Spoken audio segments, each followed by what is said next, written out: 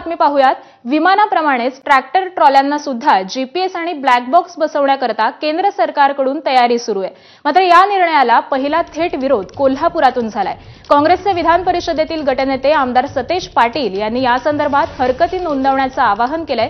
या संदर्भात वेळ पडल्यास ट्रॅक्टर मोर्चा काढू असा इशारा देखील त्यांनी दिलाय। दरम्यान देशातल्या 90 लाख ट्रॅक्टरला ट्रॉलीला निर्णय बंधनकारक करण्यात येणार आहे। यामुळे शेतकऱ्यांना आर्थिक भुर्दंड बसणार आहे। 18 ऑगस्टपर्यंत केंद्राच्या अधिसूचनेवर हरकती घ्यायच्या आहेत।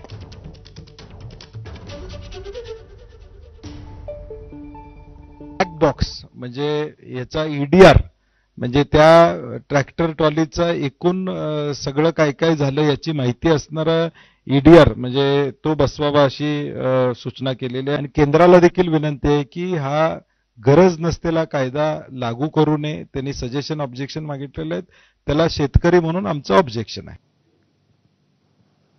दरम्यान हे शेतकरी विरोधी धोरण असल्याची टीका विजय वडेट्टीवार यांनी केली आहे। बघूयात। सामान्य माणसासाठी ट्रॅक्टर चालक काय श्रीमंत असतो? ट्रॅक्टर मध्ये जर अशा पद्धतीचं हे होत असेल, मी मुळात दोन गोष्टी आता आपल्याला सांगणार आहे। सध्या या सरकारची बुद्धी भ्रष्ट झालेली, या सरकारला काय करावं काही कळेनसं झालंय। कारण मत चोरी करून हे सरकार स्थापन झालेलं आहे। महाराष्ट्रातलं असेल किंवा देशामध्ये सुद्धा तीच परिस्थिती आहे।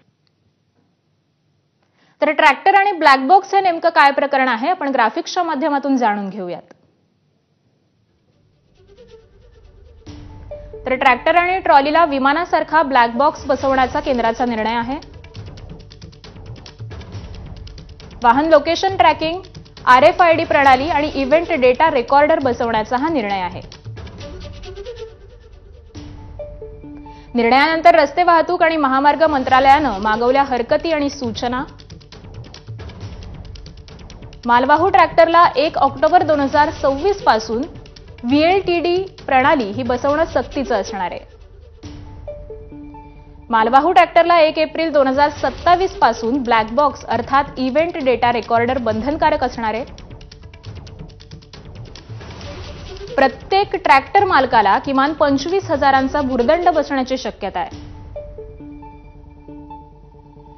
काँग्रेसचे आमदार सतेज पाटील यांनी केंद्राच्या या निर्णयाला विरोध केलाय आणि शेतीशी निगडीत ट्रॅक्टरना वगळण्याची सतेज पाटील यांनी मागणी केली आहे।